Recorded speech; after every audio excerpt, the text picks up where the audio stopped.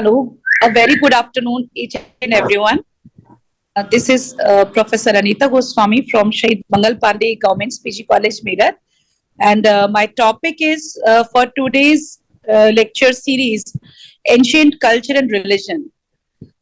Ancient culture and religion is a very vast topic which completes each and everything covered in our ancient culture. Like in religion, if we talk, अगर हम केवल धर्म की ही बात करें तो एक बहुत व्यापक परिप्रेक्ष्य में धर्म हमारे यहाँ देखा जाता है। धर्म का अर्थ है धारण करने योग्य, वह जो धारण किया जाए। तो जो भी नियमावली, जो भी बात हम धर्म में धारण करते हैं, अर्थात जिसे हम व्यवहार में लाते हैं, वह धर्म है। और यदि हम बात करें प्राचीन परिप्रेक्ष्य में, तो हमारा जो धार्मिक साहित्य है, इतना धार्मिक साहित्य संपूर्ण विश्व में कहीं भी नहीं है। खासतौर से भारत के जो सबसे प्राचीन ग्रंथ हमें मिलते हैं वो वेद हैं, ऋग्वेद, यजुर्वेद, सामवेद, अथर्ववेद और फिर उपनिषद हैं। उसके बाद पौराणिक साहित्य आता है और वेद, बौद्ध साहित्य, जैन साहित्य, ये सब भी बहुत विस्तृत आध्यात्मिक और साहित्यिक ऊंचाइयों को अपने आप में समेटे हुए हैं। यदि हम बात करें कि धर्म के रूप में हम प्राचीन काल में क्या पाते हैं, तो एक बहुत बड़ा अंतर आप देखेंगे कि जैसे आज आप मंदिरों का एक विशाल रूप देखते हैं, वह प्राचीन काल में उस रूप में नहीं था। मंदिरों का कहीं भी हमें प्राचीन काल की खुदाइयों में उल्लेख नहीं मिलता। इसके पश्चात एक ऐसी चीज जो आज भी निरंतर चली आ रही है, वो पशुपति शिव की उपस्थिति। पशुपति शिव की मुद्रा हमें हड़प्पा काल से भी प्राप्त हुई है। इसके अतिरिक्त जो लिंग है, योनि है, ये सब भी हमें हड़प्पा काल से प्राप्त हुए हैं। धीरे धीरे समय के साथ परिवर्तन हुआ और हमारी जो धार्मिक चेतना है वो विस्तार पाती गई। हमारे महान ग्रंथों की रचना हमारे ऋषि मुनियों के द्वारा, विद्वानों के द्वारा की गई और उनकी व्याख्या निरंतर उनके द्वारा की जाती रही। जैसे हमारे पास श्रीमद् भगवत गीता जैसा एक महान ग्रंथ है, उसको हम महान किन शब्दों में कहें, उसकी उत्पत्ति कहाँ हो रही है, तो महाभारत का जो एक अध्याय है उसके में हमें श्रीमद् भगवत गीता प्राप्त है और वो उपजती है वहां से जहां अर्जुन के मन में संशय, और उस संशय का निराकरण करना भगवान के श्रीमुख से भगवत गीता का एक तरह से कहें स्थापित करता है, जो युग युगांतकारी हो गई, जिसने जीवन के प्रत्येक क्षण के लिए हमें बहुत सारी गूढ़ रहस्य की बातें समझाई हैं। यदि कोई कर्म से विचलित होता है तो गीता हमें कर्म का पाठ पढ़ाती है। यदि कोई अज्ञानता की ओर अग्रसर होता है तो गीता हमें ज्ञान का पाठ पढ़ाती है। और यदि कोई ज्ञान और कर्म दोनों से इतर भगवान में लीन होना चाहता है तो भगवत गीता हमें भक्ति का पाठ पढ़ाती है। और इस तरह से ये जो श्रीमद् भगवत गीता के यदि हम श्लोकों की बात करें तो कुछ ऐसे श्लोक भी हमारे सामने आते हैं जो हम अक्सर सुनते हैं। जैसे आत्मा की मोक्ष की प्राप्ति के संबंध में एक बात उन्होंने श्रीमद् भगवत गीता में श्री कृष्ण के मुख से कही गई थी। नैनम छिद्दन्ति शस्त्राणि नैनम दहति पावका न चैनम क्लेद्यन्त्यापो न शोष्यति मारुतः। अर्थात आत्मा मरने के बाद उसका कोई रूप, आकार, रंग नहीं होता। ना वो अग्नि से जल सकती है, ना वायु उसे सुखा सकती है, ना जल उसे गीला कर सकता है, ना कोई शस्त्र उसको भेद सकता है। इसलिए जिसे हम देख रहे हैं वो तो केवल एक मिट्टी का शरीर है और आत्मा अमरता की ओर वापस उसी भगवान में, उसी परमात्मा में लीन हो जाती है। यदि हम धर्म के पक्ष को देखें और प्राचीन काल के धर्म को पक्ष को देखें तो जो उपनिषद थे, उपनिषद का अर्थ है उप अर्थात समीप, निषद अर्थात बैठना। तो गुरु के समीप बैठकर जो ज्ञान प्राप्त किया जाता था वह ज्ञान हमें उपनिषदों में मिलता है और उनमें वह गूढ़ बातें की गई हैं, उन चर्चाओं को शामिल किया गया है, उन प्रश्नों को शामिल किया गया है जिसका सामना मनुष्य अपने जीवन में करता ही है। हमारे उपनिषदों की संख्या तो वैसे 108 है, लेकिन प्रमुख उपनिषद 18 हैं, जिसमें केन उपनिषद, कठ उपनिषद, बृहदारण्यक उपनिषद, छांदोग्य उपनिषद, कठोपनिषद, ईशोवास्य उपनिषद, मांडुक्य उपनिषद, मुंडक उपनिषद, इस तरह के अनेकों उपनिषद है। जैसे हमारा जो भारत गणतंत्र का ध्येय वाक्य है सत्यमेव जयते, वो भी मुंडक उपनिषद से उद्धृत किया गया है। और जब हम धर्म का रूप देखते हैं तो जो प्राचीन काल का धर्म था वह वेदों का धर्म था, वह यज्ञों का धर्म था। और जब हम बड़े बड़े यज्ञों के आयोजन देखते हैं, अश्वमेध यज्ञ, राजसूय यज्ञ, इस तरह के आयोजन हुआ करते थे, स्वयंवरों का आयोजन हुआ करता था। तो धार्मिक जो रूप था, धर्म और जो राज्य थे, वो काफी हद तक एक दूसरे के पूरक के रूप में कार्य करते थे। और धर्मानुकूल आचरण ही हमारे यहाँ सर्वोपरि बताया गया है। यदि आप लोगों ने जाना हो तो पुरुषार्थ जो हमारे 4 हैं, उनमें सबसे पहला पुरुषार्थ है, उसका नाम ही धर्म है, फिर अर्थ, काम और फिर भोग। इस प्रकार काम और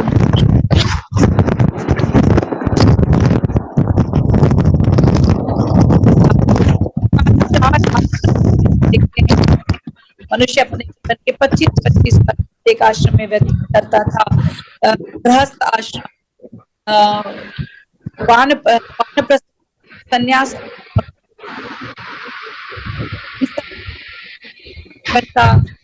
पूरे 100 वर्ष व्यतीत करता था और अंततः मोक्ष को प्राप्त होता था। इसके अतिरिक्त धर्म को अब जब धीरे धीरे आगे विस्तार हुआ तो एक समय ऐसा आया, संस्कृत भाषा में हमारे धर्म के श्लोक थे, उद्धरण थे, जिनकी वजह से काफी परेशानियां थी और उनको आम जन समझ नहीं पाते थे। तो उसको यदि हम देखें तो हुए और जैन धर्म आता है, क्या था कि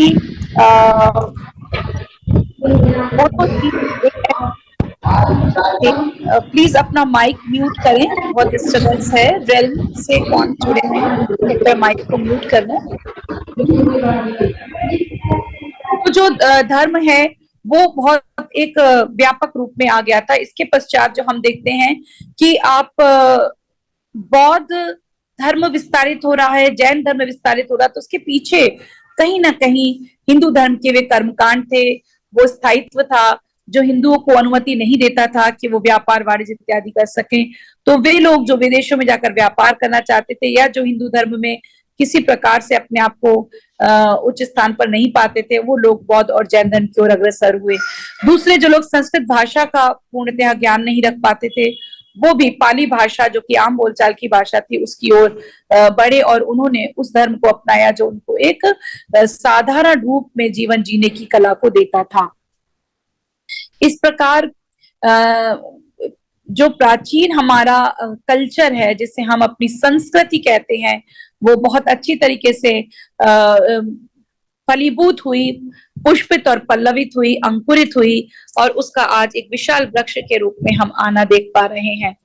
हमारा जो प्राचीन धर्म था उसका आधार आध्यात्म था, क्योंकि संपूर्ण जगत में लोगों को ये पता ही नहीं था कि जीवन का उद्देश्य क्या है और जीवन अंततः किस ओर जाने वाला है। इसका सिर्फ और सिर्फ उत्तर भारतीय आध्यात्म ने दिया कि जीवन एक बहुत ही खूबसूरत ईश्वर का दिया हुआ रूप है और इसे हमें कर्म के साथ व्यतीत करना है और अंततः कर्म करते हुए ईश्वर में लीन होकर उसकी भक्ति करते हुए मोक्ष को अग्रसर होते हुए परमात्मा में विलीन हो जाना है।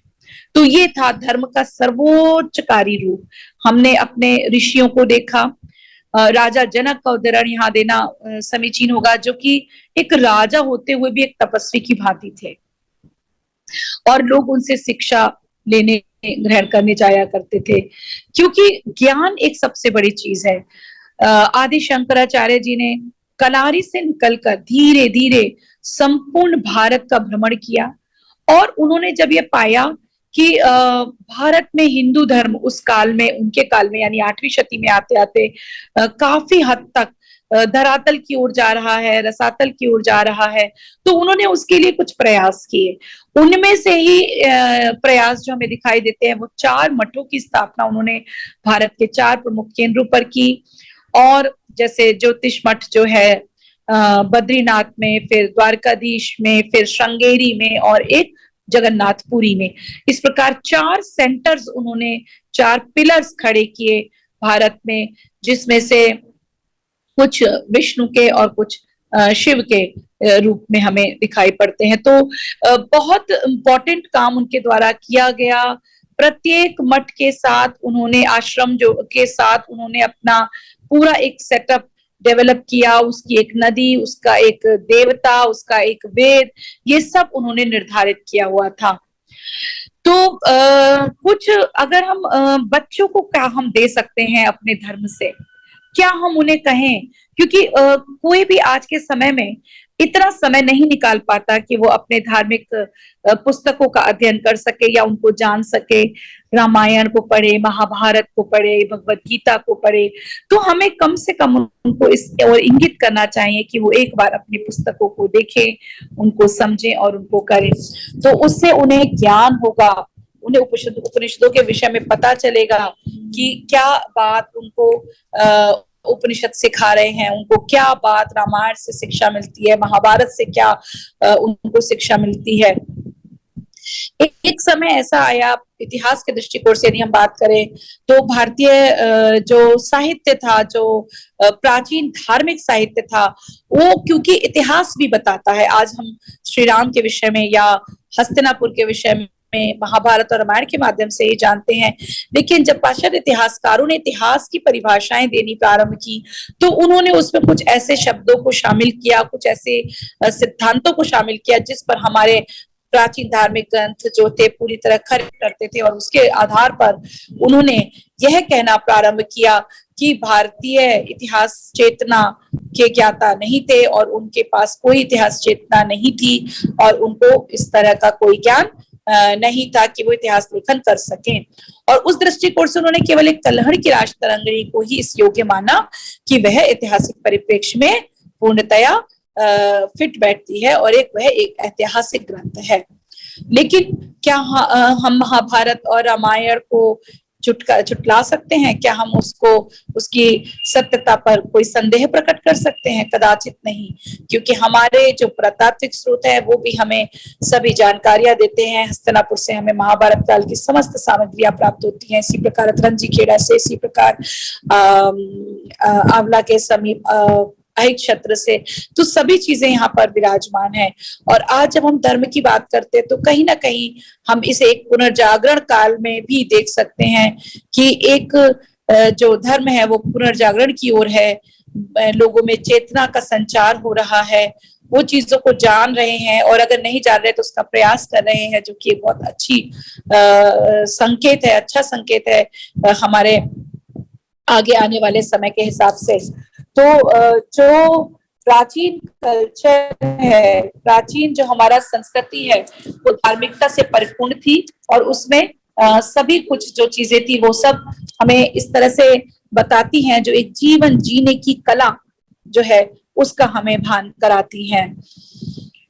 श्री राम और सीता माता का जो उदाहरण पूरा रामायण में है, किस प्रकार सीता माता जब प्रथम बार श्री राम के दर्शन करती हैं और वो माँ गौरा की उपासना करके वापस मंदिर में जाती हैं और उनको पुनः कहती हैं कि मुझे जो है वो आपको पता है गौरा मैं क्या चाहती हूँ, इसलिए मुझे वही वरदान दीजिए जो मेरे मन में इच्छित है। और इस पर जो मूर्ति होती है वो मुस्कुरा उठती है, उसके गले की माला निकलकर नीचे गिरती है और वो सीता जी के मस्तक सज्जा लगती है और फिर वो उसको अपने गले में धारण करती हैं और बहुत खुश होकर वो और उनकी सखियां अपने महल को प्रस्थान करती हैं। तो इस तरह से बहुत सुंदर चित्रण उनके एक उसका किया गया है, श्री राम और सीता का जो संबंध हुआ उसके विषय में।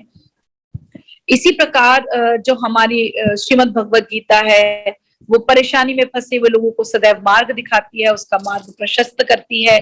और जो संस्कृति के जो आधार है, हमारे जो पुरुषार्थ हैं, हमारे 16 संस्कार हैं, चारों आश्रम हैं, और ये सभी चीजें, चारों वर्ण, ये एक आधारभूत संरचना, एक आधारभूत मजबूत ढांचा प्रस्तुत करते हैं जिसके ऊपर भारतीय संस्कृति, भारतीय अध्यात्म टिका हुआ है। और यदि उपनिषदों को हम देखें तो उसमें तो वो समस्त गूढ़ रहस्यों की उजागरता हमें दिखाई देगी, जिनको लेकर आम मानस जन हमेशा परेशान रहता है।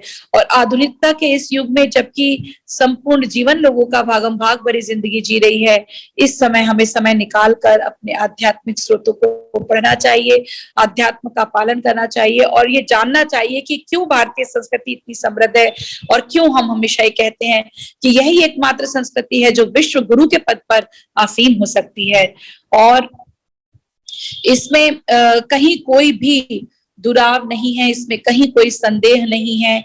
आज जब हम देखते हैं कि भारतवर्ष के अलावा जो हमारे श्री कृष्ण भगवान के इस्कॉन टेम्पल्स हैं, उनका विस्तार विश्व के अनेकों देशों में है, और अनेकों हमारे जो विदेशी लोग हैं वो हमारी संस्कृति को अपनाने की ओर अग्रसर हैं, और उनको अपने जीवन का जो लक्ष्य है वो भगवान की भक्ति में दिखाई देता है।